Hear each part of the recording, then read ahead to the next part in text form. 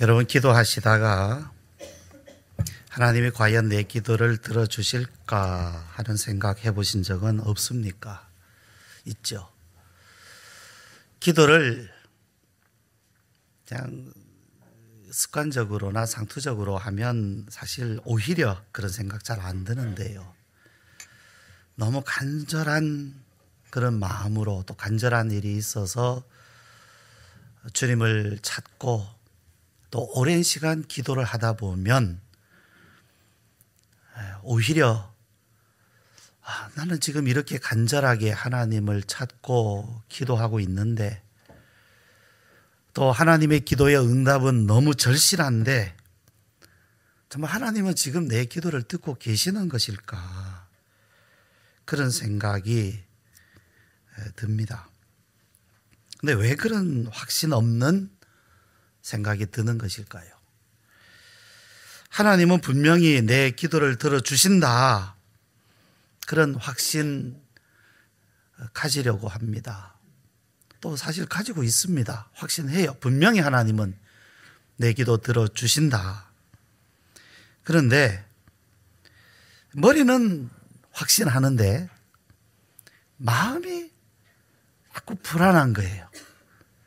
하나님이 정말 이 시간 내 기도를 듣고 계신 것인가 하는 그런 확실치 않은 마음이 우리 마음에 있습니다. 우리는 기도의 응답이요, 또 어떤 기도하는 방법에 있다고 생각하기도 해요. 내가 기도를 지금 하는데 내가 혹시 기도하는 방법이 지금 좀 잘못된 건 아닌가? 또 지금 내 마음 상태가 이거 하나님 앞에 기도하기에 좀 부족한, 하나님이 응답해 주시기에는 뭔가 부족한 지금 그런 마음이라서 그러신 것은 아닌가? 내가 좀 더 큰 소리로 기도해야 되는 건 아닌가? 좀 더 간절한 마음을 품어야 하는 것은 아닌가? 또 나는 왜 기도할 때 자꾸 딴 생각이 들까? 이 딴 생각이 들지 말아야 되는데 왜 자꾸 기도할 때 딴 생각이 들까? 그래서 하나님이 내 기도를 안 들어주시는 것은 아닌가 하는 정말 온갖 생각을 다 하게 됩니다. 근데 여러분, 정말 여러분이 하나님 앞에 기도하시는데 또 간절히 기도하시는데 하루 이틀 정도가 아니라 몇 달 또는 몇 년 동안 지금 기도해오고 있는데 하나님이 그 기도를 전혀 들어주시지 않는다고 하면 여러분 어떻게 하시겠습니까? 정말 하나님이 응답을 안 해주신단 말이죠. 어떻게 하시겠습니까? 포기하시겠습니까? 아니면 여러분 이렇게 한번 반문을 해보세요. 하나님, 우리가 하나님 앞에 기도하면 하나님 들어주신다고 하시지 않았습니까? 우리가 하나님 앞에 온전한 사람이 아닌 것도 하나님도 아시지 않습니까? 또 우리 마음도 생각도 하나님이 지으셨는데 때로 기도할 때 온전히 이 기도에만 집중하지 못하는 것도 하나님은 다 아시는 것 아닙니까? 우리가 완전해서가 아니라 불완전하지만 그래도 하나님 기도하라고 하셔서 그래서 나는 지금 기도하고 있는데 하나님, 우리가 부족하지만 그래도 하나님 들어주신다고 하시지 않았습니까? 하고 한번 여러분 반문을 해보시기 바랍니다.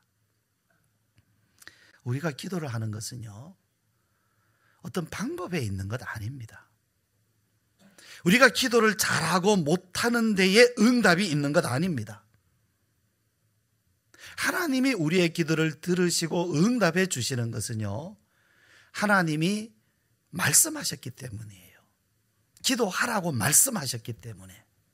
우리가 하나님 앞에 기도하는 근거는, 또 하나님의 응답을 기다리고 확신하는 근거는 하나님이 들으시고 응답해 주신다는 말씀을 하나님이 하셨기 때문입니다.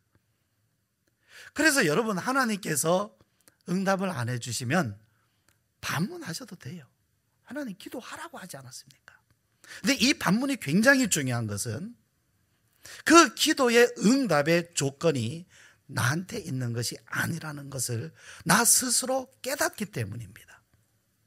하나님이 내 기도를 들어주시는 것이 나의 어떤 기도의 열심, 기도의 정성, 또는 기도하는 어떤 방법, 기도할 때 내 심리 상태, 여기에 달려있는 것이 아니라 어디에? 하나님의 말씀에 근거하고 있다는 거죠. 그러니까 우리가 확신을 갖는 것은 그 시간에 우리의 심리 상태가 어떤 상태였느냐에 달려있지 않아요. 하나님의 말씀이 어떠하냐, 여기에 달려 있는 것입니다. 자, 하나님은 구약 성경에 우리가 간절히 하나님을 찾고 찾으면 만나 주시겠다 말씀하셨습니다. 분명히 말씀하셨어요. 여러분, 하나님을 찾는 사람은 하나님이 만나 주시겠다고 하셨습니다. 반대로 하면 하나님을 찾지도 않는데 만나 주시는 일은 없어요. 사람이 어떻게 하나님을 만날 수 있습니까? 아무리 하나님을 만나고 싶어 해도 사람이 어떻게 하나님을 만날 수 있습니까?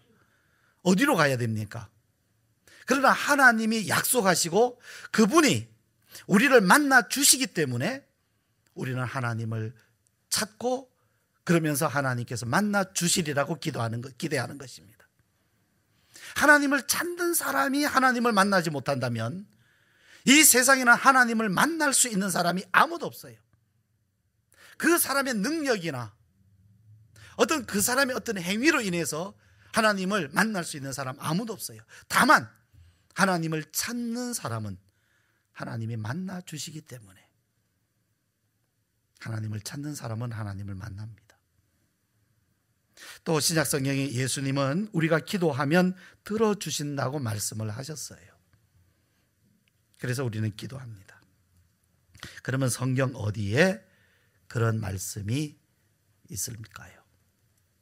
성경 어디에? 자, 우리의 기도는 성경에 근거를 하고 있습니다. 자, 요한복음 14장 13절 말씀, 오늘 우리가 읽은 말씀 바로 앞에 있으니까 한번 보시면요. 14장 13절.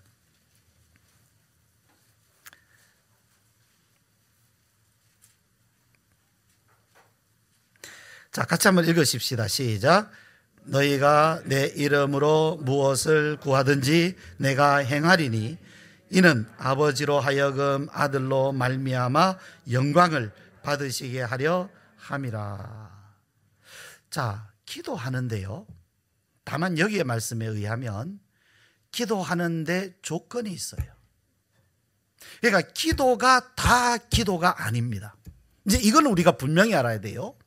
기도가 다 기도가 아니에요. 그러니까 기도하면 응답해 주시지만 기도가 다 기도가 아닙니다. 우리의 마음에 어떤 간절함을 품었다고 해서 그게 다 기도는 아니죠. 하나님이 들으시는, 이거는 기도다, 이것은 내가 듣는 기도다라고 하나님께서 인정하시는 기도는 뭐냐면 누구의 이름? 예수님의 이름으로 하는 기도여야 합니다. 예수님의 이름으로.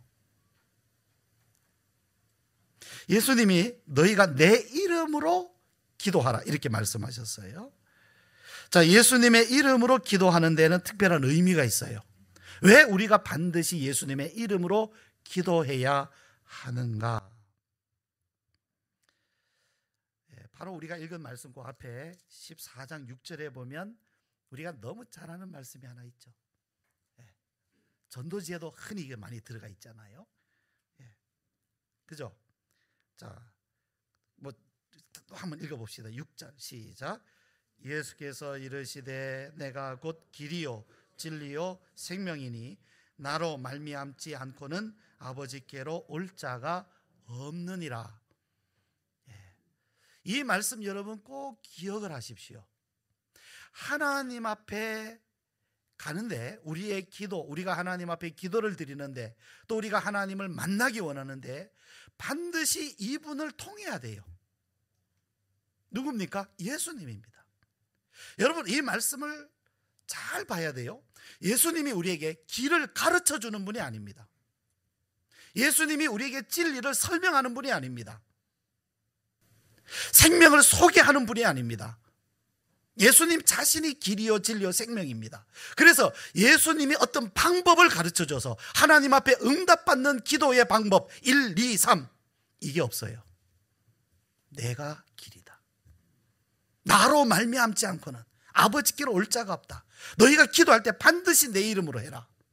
예수님에 의해서만, 예수님을 통해서만 우리가 하나님 앞에 나아갈 수 있고, 예수님의 이름으로 기도할 때에 하나님은 그것을 기도로 받으시는 것입니다.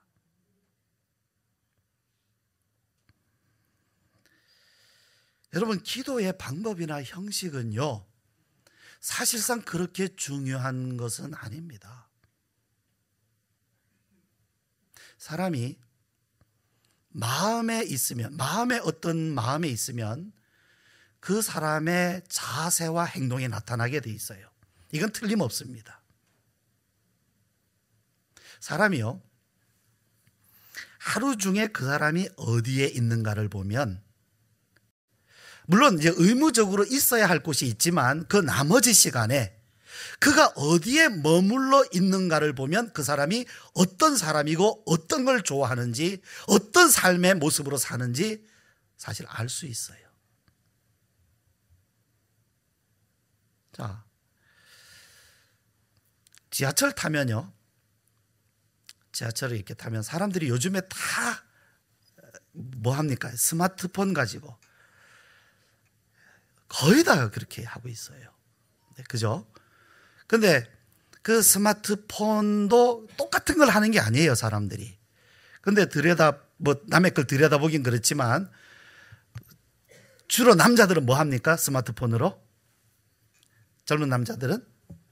뭐 그래요. 뻔해요. 게임 많이 해요. 여자들은 뭐 많이 할까요? 예? 그러요. 카톡 많이 해요. 아니면 쇼핑하고. 왜냐하면 거기에 관심이 있으니까. 굉장히 중요하게 생각하기 때문에. 예. 여자들은 공감하는 걸 굉장히 좋아합니다. 예. 그냥 단순한 것도 서로 공감을 하고 싶어 해요. 남자들은 뭐 합니까? 해결하려고 해요. 뭐든지. 그래서 게임이 뭡니까? 해결하는 거예요. 뭔가 딱 도전해서 해결하고 깨고 부수고 이기고, 그게 남자들은 좋아해요. 그래서 게임해요. 여자들은 공감을 좋아해요. 그래서 대화하고, 그랬어, 그래 그랬니? 네, 그걸 굉장히 좋아하거든요. 물론 모든 남자가 다 그런 건 아니에요. 예, 모든 여자들이 다 그런 건 아니지만 대략 그렇습니다. 네, 일반적으로 그렇다고 볼 수 있죠. 그런데 우리가 하나님 앞에 기도할 때의 자세는 우리 마음에 대한 반영이에요. 사실 너무나 간절하면요, 그렇게 하지 말라 그래도요, 우리 의자 있잖아요. 의자 있어도 바닥에 무릎 꿇고 기도하시는 분들이 있어요. 그렇게 하지 말라 그래도요, 마음에 너무 간절하면 무릎 꿇습니다. 당연히 그렇게 돼요. 여기만 그런 줄 아십니까? 진짜 마음이 너무 간절한 사람은 저 아스팔트도 없는 흙바닥에도 무릎 꿇는 것 저 봤어요. 목사님 하면서 그 아스팔트에 딱 무릎 꿇고는, 목사님 나 어떻게 해요? 하면서 하나님 나 불쌍히 여겨주세요 하면서 기도하는 모습도 저 봤어요. 너무 간절하니까. 그러니까 사실은 여러분, 기도하는 우리의 자세나 방법은 우리 마음에 대한 표현이지 그 방법에서 기도의 결과가 나타나는 건 아니에요. 중요한 것은 우리의 기도가 어떤 내용을 담고 있느냐, 무엇을 의지하느냐에 달려 있는 거예요. 기도할 때에 다른 생각 들죠. 왜 안 됩니까? 사람인데요. 물론 단순하게 딱 하나에 집중할 수도 있지만 순간순간 다른 생각이 드는 것도 사람이에요. 하나님이 그걸 모르실 리 갖고 너 오늘 기도하다가 딴 생각했어, 5분 동안은 집중하더니 나머지 1분 동안 딴 생각했으니까 오늘 기도 무효, 돌아가, 이렇게 하시는 분이 아니란 얘기입니다. 뭐 새벽 기도 하시는 분들 알겠지만 저 새벽 기도 이렇게 앞에서 기도하다가 너무 힘들고 피곤할 때는 졸아요, 자요. 그러다 코까지 골아요. 심각해요. 예. 음악 소리가 나니까 못 들지 저는 듣거든요. 아이고 오늘도 코 골며 잤구나. 그래도요, 아무 부담 없이 또 깨면 하나님 하고 또 기도해요. 그러다 어느 순간에 나도 모르게 또 졸음에 빠져 있기도 하고, 주님은 깨어있어 기도하라 하셨는데 육신이 약하도다, 주님 아시지요 하고 또 기도해요. 그게 마음에 찔려고 양심에 거리끼기 시작하면 기도 안 되거든요. 양심까지 하나님께 맡겨놓고 하나님 오늘 제가 너무 피곤한데 그래도 기도합니다. 여러분, 하나님께서 여러분의 기도를 들어주셔야 될 이유가 뭡니까? 제가 이 질문을 여러분께 여러 번 드렸어요. 왜 하나님은 여러분의 기도를 들어주셔야 됩니까?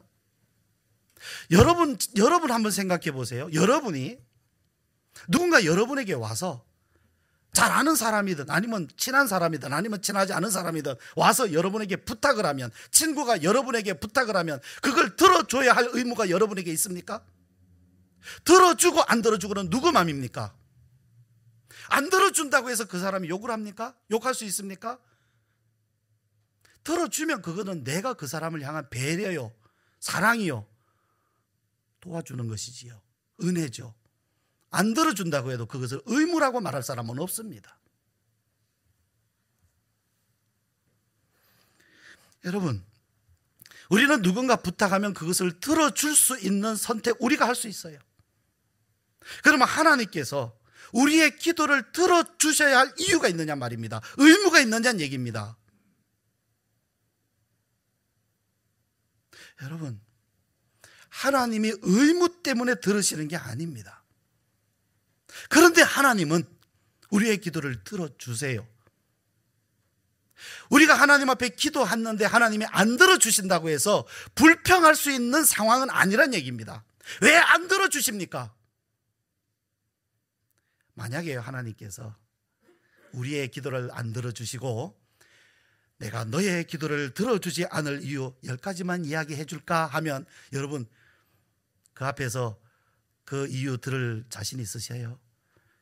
너 어저께 아침에 어떤 생각하고 낮에 어떤 행동하고 너 어저께 뭐 하고 또 그동안 어떻게 하나님을 찾고 기도 생활은 어떻게 했고 말씀은 어떻게 읽었고 예배 생활은 어떻게 했고 하나님께서 막 다 따지신다면, 또 사람들 만나서 어떤 마음을 품었고 그런 마음 품고 사는 사람한테 내가 기도 응답할 만하냐 하신다면 어떻게 하시겠어요? 맨날 너는 지금까지 네 욕심 차리고 누구를 미워하고 그래 살았는데 내가 응답하지 않는다고 해서 네가 불평할 수 있겠느냐 하신다면 여러분 어떻게 변명하시겠어요? 변명 못합니다. 그럼에도 불구하고 하나님이 기도를 들어주시지 않을 이유가 10가지, 100가지, 1000가지가 있음에도 불구하고 하나님은 우리의 기도를 들어주세요. 왜요? 크게 2가지가 있습니다. 첫째, 하나님이 약속하셨기 때문입니다. 약속. 하나님의 약속 때문입니다. 2번째는 가장 중요한 이유입니다. 하나님이 그분의 아들을, 벨소리가 너무 좋아요. 한 1분 동안 이 벨소리 우리 듣고 시작할까요? 예. 하나님께서요, 그분의 아들을 우리에게 주셨기 때문입니다. 의무 때문입니까? 의무입니까? 아들을 주시면서 우리에게 하나님께서 기대하시고 원하시는 것은 내 사랑을 알아다옵니다. 내가 아들을 이렇게 줬으니까 너도 나를 위해서 뭘 좀 해야 되지 않느냐? 굉장히 이거는 저는 너무 정말 그래요. 진짜 그런 표현들은 내가 아들을 줬는데 너도 나를 위해서 뭘 해야 되냐? 그럼 때로 하나님 누가 내가 하나님 아들 달라고 했습니까? 근데 그게 아니란 얘기입니다. 하나님의 아들을 주시고 하나님이 우리에게 원하시는 것은 이게 내 사랑이야. 내가 너를 위해서 모든 것을 다 해주고 또 해주고 싶어. 이게 내 마음이야. 하나님의 사랑. 내가 너를 이렇게 사랑한단다. 내가 원하는 게 있다면 하나님 말씀에 이 사랑을 알아다오. 내 사랑 알아다오. 사랑은 얼마나 놀라운지요. 자신의 모든 것을 희생하면서까지도 다 주고 싶어 하는 게 사랑이에요.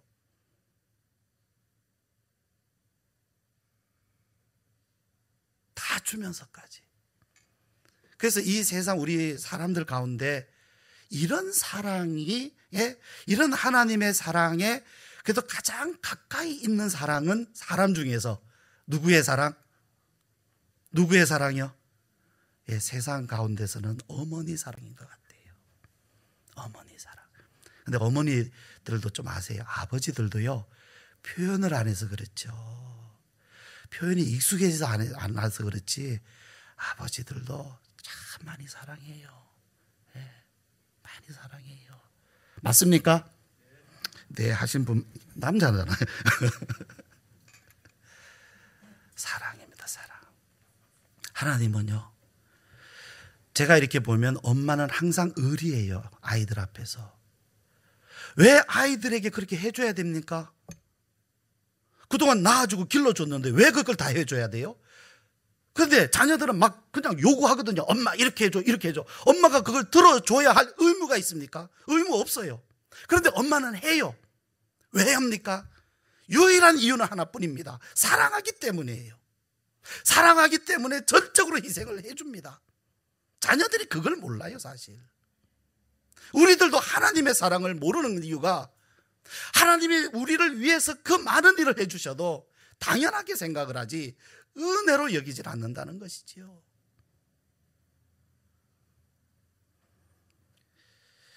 로마서 8장 32절 말씀. 자, 잘 들어주십시오. 자기 아들을 아끼지 아니하시고 우리 모든 사람을 위하여 내주신 이가 어찌 그 아들과 함께 모든 것을 우리에게 주시지 아니하겠느냐. 아들을 주신 이가 그 아들과 함께 모든 것을 우리에게 주시지 않겠느냐. 아들을 주셨기 때문에 다 주신 겁니다.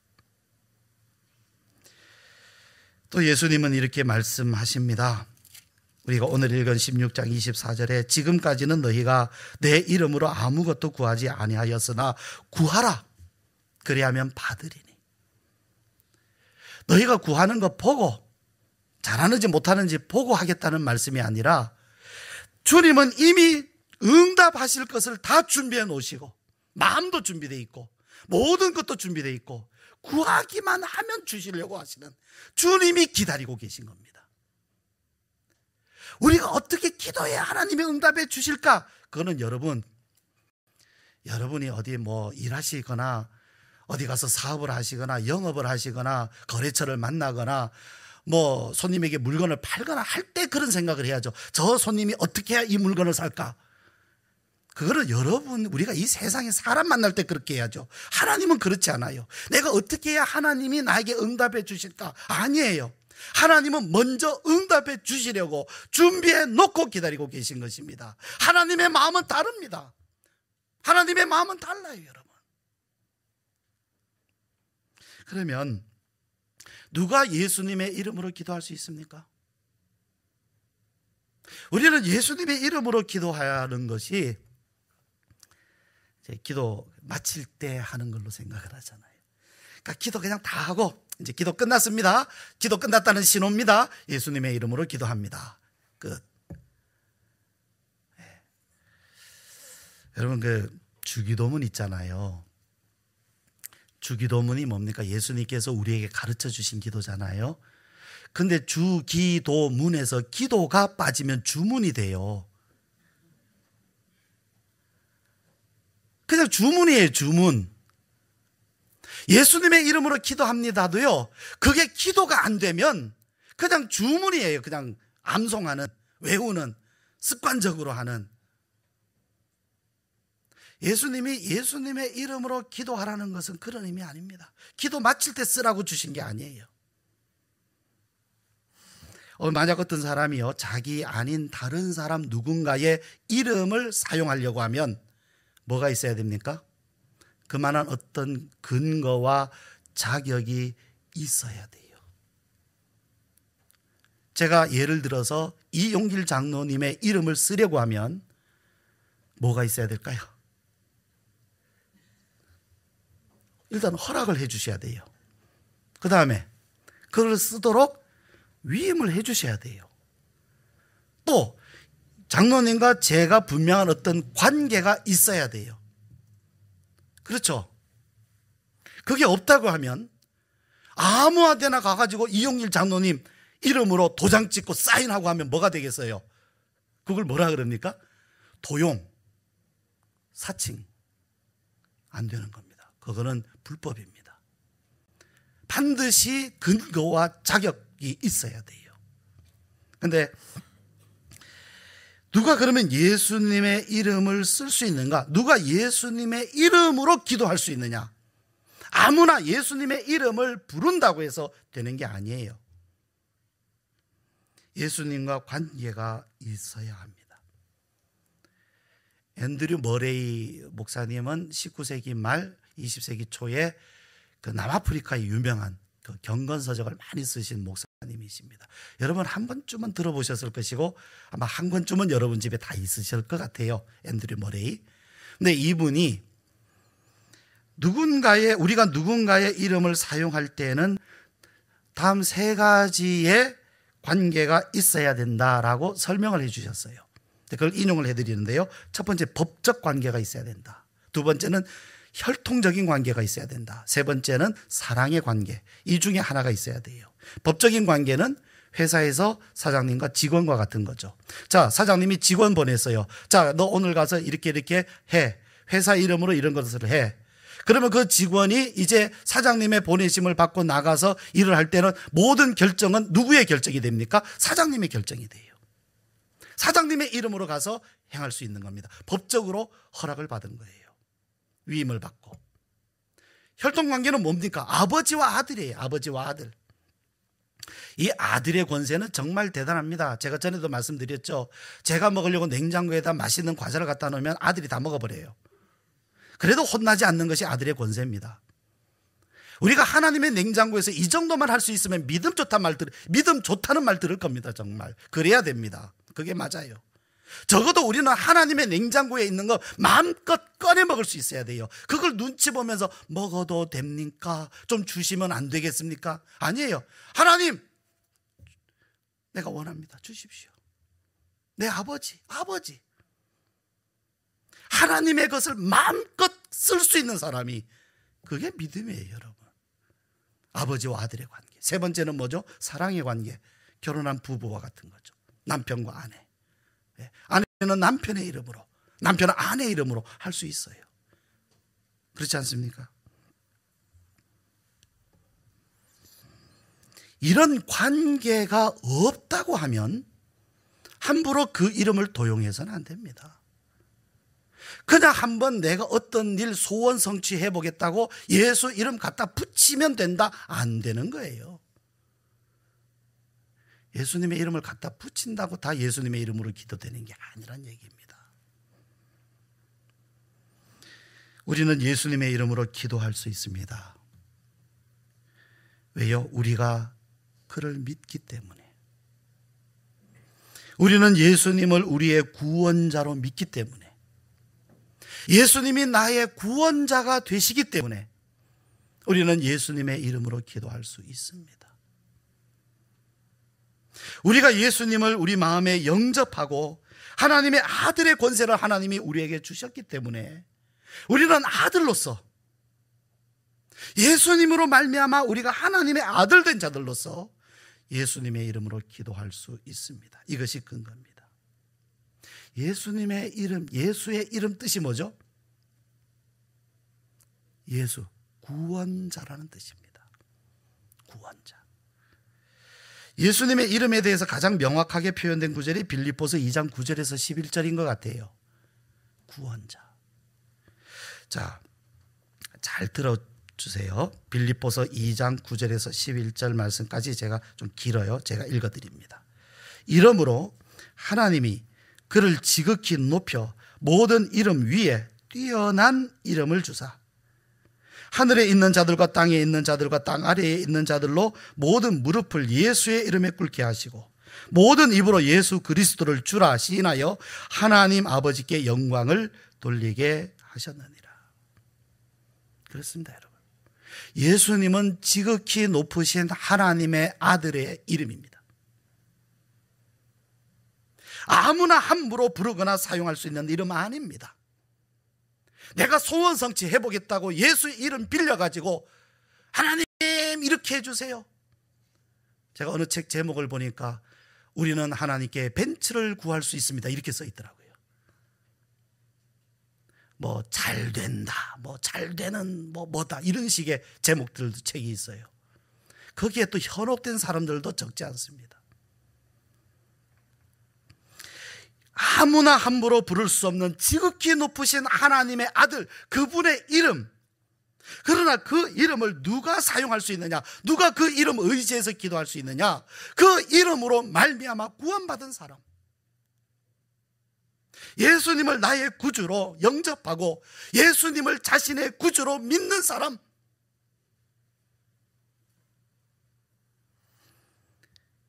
우리는 그를 구원자로 믿습니다. 예수님은 우리의 구원자이십니다. 그리고 우리는 그를 믿습니다. 그렇게 우리는 예수님의 이름으로 기도할 수 있어요. 우리의 기도는요, 예수님을 나의 죄를 대속하신 구원자로 믿고 영접하는 데에 근거하는 것입니다. 만약에 예수님을 나의 구원자로 믿지도 아니하고 영접한 사실이 없다고 하면 예수님의 이름 아무리 들먹이며 기도해도 사실상 소용은 없습니다. 사실상 소용없어요. 다 바람에 날려가는 겨와 같아요. 허공을 향해서 소리치는 것과 같아요. 물론 하나님께서 이미 그런 사람을 위해서도 주님은 십자가를 지셨기 때문에 아직 믿음 없는 사람이라 할지라도 기도하면 하나님의 크신 긍휼로서 그 기도를 들어주실지도 모릅니다. 그러나 엄밀하게 말하면 예수님의 이름을 가지고 기도할 수 있는 사람은 예수님을 자신의 구주로 믿고 영접하는 사람들입니다. 바로 이것이 예수님의 이름으로 기도한다 라는 말씀의 근거요 의미입니다.